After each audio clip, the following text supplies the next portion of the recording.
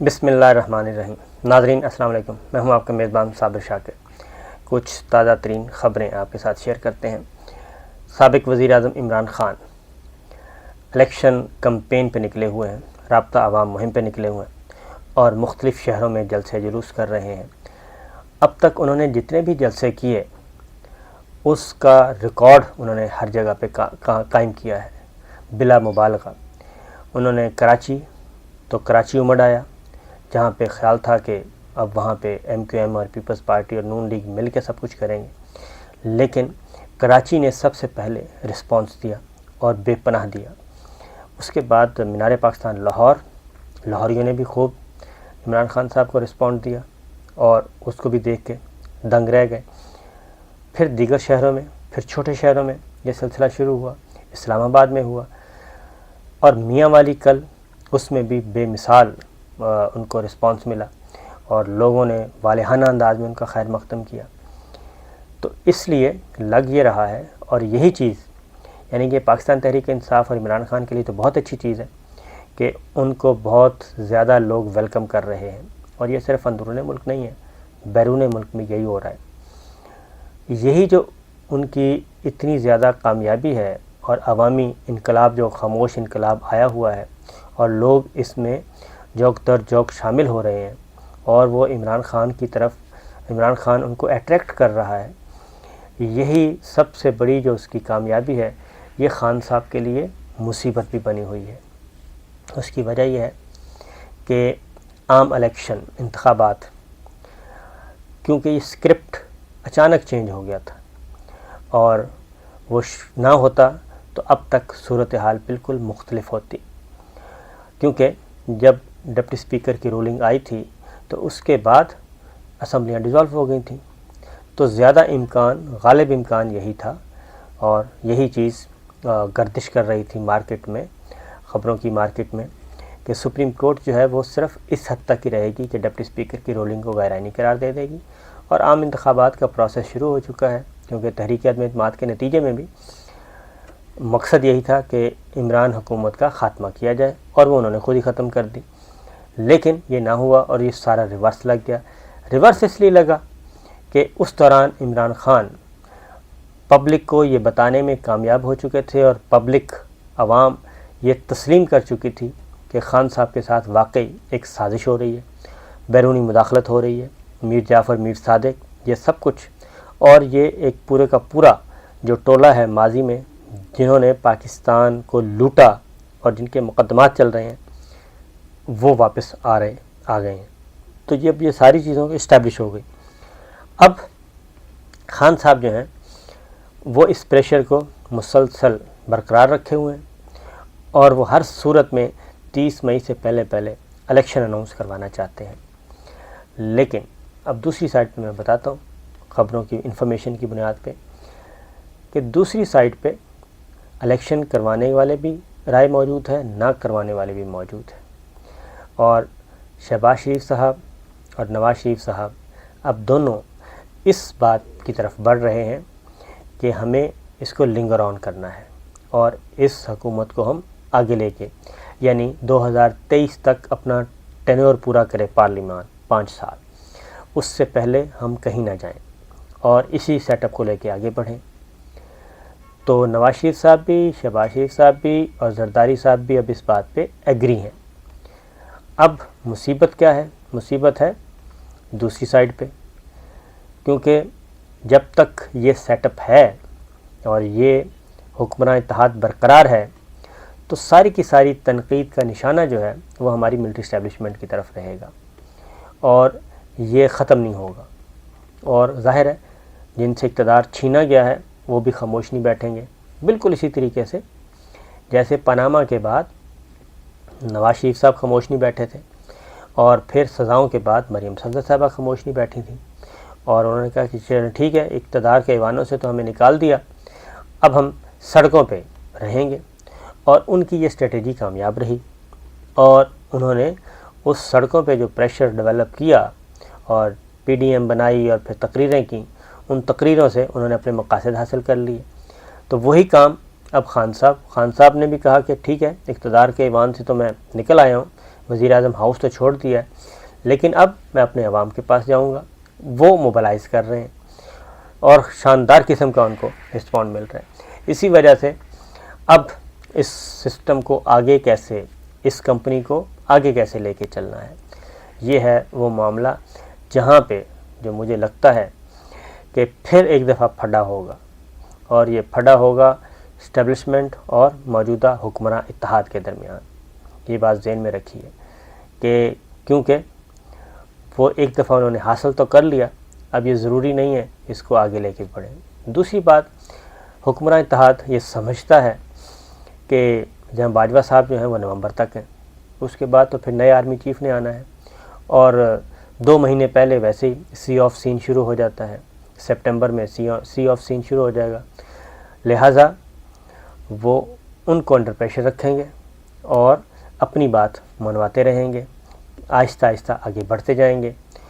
اور ڈراوا کیا دیں گے کہ دیکھیں اس وقت الیکشن ہوا تو خان صاحب آ جائیں گے، خان صاحب آئے تو یہ نہ ہمارے لیے اچھے ہیں نہ آپ کے لیے اچھے ہیں. اور پھر یہی چیز وہ واشنگٹن میں بھی یہی چیز فروخت کی جا رہی ہے، یہی نیریٹو فروخت کیا جا رہا ہے. بلاول بھٹو صاحب نے جانا بھی ہے، نواز شریف صاحب بھی وہاں پہ موجود ہیں، لندن میں ہیں، وہ بھی یہ کام کر رہے ہیں. اب اس کو آگے لے کے چلنا چاہتے ہیں. لیکن خان صاحب بھی بہت سمجھدار ہیں اور کافی ہو چکے ہیں. انہوں نے یہ کیا کیا، وہ لانگ مارچ انہوں نے الٹیمیٹم دے دیا، اور الٹیمیٹم جو میاں والی کی تقریر ہے اس میں بہت سارے الٹیمیٹم تھے. انہوں نے ہینڈلز کا بھی ذکر کر دیا، انہوں نے میر جعفر کا بھی ذکر کر دیا، میر صادق کا بھی کر دیا، 3 اسٹوڈیز کا بھی کر دیا. اب خان صاحب بھی یہ سمجھتے ہیں، خان صاحب کو بھی پتہ ہے کہ بھائی اب جو ہیں جناب باجوہ وہ تو اناؤنس کر چکے ہیں کہ نومبر میں چلا جاؤں گا، تو لہٰذا اب ان کے ساتھ معاملات طے کرنے کی کیا ضرورت ہے، ایگریسو ہوا جائے. وہ بھی ایگریسو ہو گئے، اور ایگریسو کے چکروں میں انہوں نے اچھا خاصا جو کراؤڈ ہے وہ پل کیا. یہ اس کو کاؤنٹر کرنے کے لیے مریم صفدر صاحبہ میدان میں نکلی ہیں. اب وہ بھی جلسے کیا کریں گی، کیونکہ اس کو کاؤنٹر کرنا ضروری ہے، ورنہ تو ایک ہی نیریٹو جائے گا. لہٰذا کل میاں والی میں تھا ایک جلسہ، فتح جنگ میں جلسہ کیا مریم صفدر صاحبہ نے. اسی طریقے سے آئندہ بھی، کیونکہ یہ میدان جنگ جو ہے سیاست کا وہ ہے پنجاب میں پڑھنا ہے، اور خان صاحب بھی پنجاب کو فوکس کیے ہوئے ہیں اس وقت، اور وہ بھی پنڈی کے سراؤنڈنگ ایریاز میں، اسلام آباد پنڈی کے سراؤنڈنگ ایریاز قریبی اضلاع جو ہیں ان کو فوکس کیا ہوا ہے. اور اس کا بھی واحد مقصد یہ ہے کہ لوگوں کو موبلائز کریں اور لے کے آئیں. 2 ملین کا ان کا پلان ہے. اب 2 ملین انہوں نے سوچ سمجھ کے ہی بات کی ہے. اب یہ سارے کا سارا پریشر آنا ہے، جب یہ سب کچھ ہو جائے گا پریشر آئے گا سپریم کورٹ کا آف پاکستان کی طرف نہیں، بلکہ اسٹیبلشمنٹ کی طرف آئے گا، جب یہ سارے کا سارا دھرنا ادھر لے کے آئیں گے. اور پھر بات چیت کرنے کے لیے کون آئے گا؟ مارشل لا لگ نہیں سکتا اس وقت. یہ بات ذہن میں رکھیے کہ مارشل لا نہیں لگ سکتا، ماحول ایسا نہیں ہے، چارج ہے ماحول. نہ ہی اپوزیشن جو پاکستان تحریک انصاف ہے وہ اس کو سپورٹ کرے گی، اور نہ ہی حکمراں اتحاد کرے گا کہ خدا نہ خواستہ مارشل لا لگ جائے، اور نہ ہی جناب باجوہ صاحب کا کوئی ایسا موڈ ہے کہ وہ مارشل لا لگانے کی طرف جائیں، اور وہ بھی اس وقت جبکہ پہلے ہی صورتحال بڑی گمبھیر ہو چکی ہے. تو یہ بڑا ہی ایک کریٹیکل سا موسم ہے. آنے والے اگلے 2-3 مہینے جو ہیں وہ کافی سینسیٹیو ہوں گے، حساس ہوں گے. اور اس میں اگر رانا ثناء اللہ صاحب وزیر داخلہ ہیں، ان کے جو وہ کیا کہنا چاہیے، ان کے پروفائل میں ماڈل ٹاؤن کا سانحہ بھی موجود ہے. اب وہ اگر اس طرح کا کوئی کام ادھر کرنے کی کوشش کریں تو ظاہر ہے اس سے نقصان ہوگا. تو خان صاحب تیاری کر چکے ہیں، بھرپور تیاری کر چکے ہیں، اور میسیجنگ بھی ان کو کی گئی، لیکن وہ کٹ آف اینڈ ٹوٹل مکمل طور پہ، اور وہ ساری جد و جہد یا اسٹرگل وہ اسی پہ کر رہے ہیں. اب اگلی بات یہ ہے کہ یہ جو مراسلہ ہے اس کے نتیجے میں وہ کہتے ہیں کہ یہ کوئی 2-3 مہینے کے لیے سیٹ اپ نہیں آیا، اور اگر ڈونلڈ ڈو اس کے پیچھے ہیں اور امریکہ اس کے پیچھے ہے تو پھر امریکہ جو ہے وہ 2-3 مہینے کے لیے تو نہیں ان کو بٹھائے گا. اور وہ بھی چاہے گا کہ یہی سیٹ اپ آگے بڑھتا جائے۔ 2-3 خبریں اس میں آ چکی ہیں۔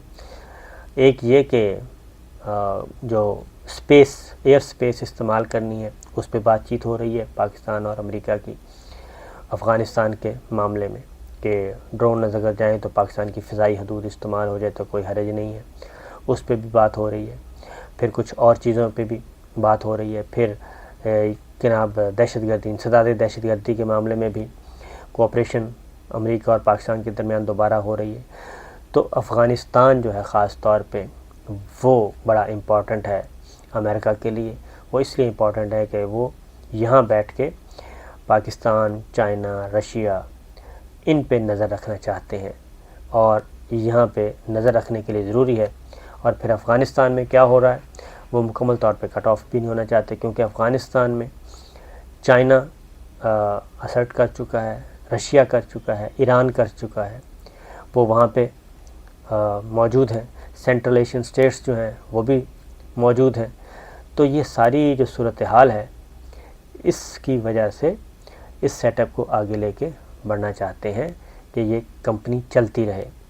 تو دونوں طرح کی آراء موجود ہیں، اور ہماری اسٹیبلشمنٹ میں بھی یہ رائے موجود ہے کہ سارے صورتحال سے کیسے نکلا جائے، کیونکہ جب تک یہ کمپنی رہے گی تب تک توپوں کا رخ انہی کی طرف رہے گا۔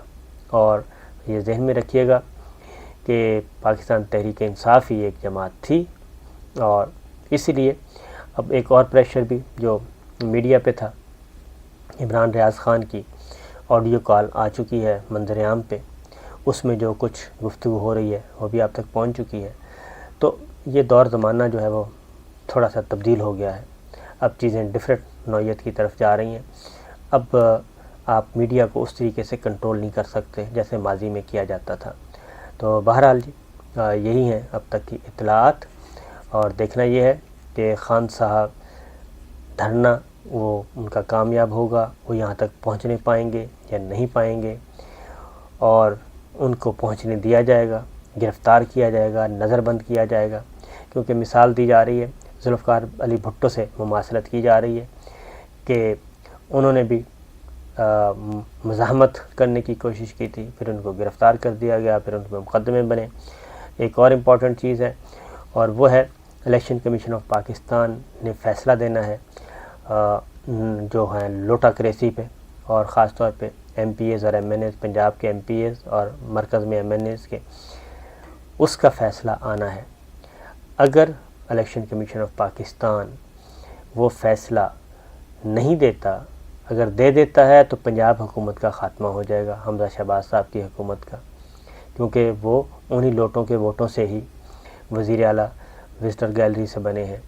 اور اگر الیکشن کمیشن آف پاکستان اس پہ فیصلہ نہیں دیتا، 1 مہینے کے اندر اندر فیصلہ کرنا ہوتا ہے، اور اگر فیصلہ لوٹا کریسی کے حق میں دے دیتا ہے تو اس سے بھی عمران خان صاحب کے بیانیے کو زیادہ فائدہ پہنچے گا، اور وہ مزید تگڑے ہو کے مزید اگریسو موڈ میں آئیں گے اور بتائیں گے کہ میں تو پہلے ہی کہتا تھا کہ election commission of Pakistan Noon League کا ہے، اور یہ بھی اس ساری رجیم چینج میں حصے دار ہے۔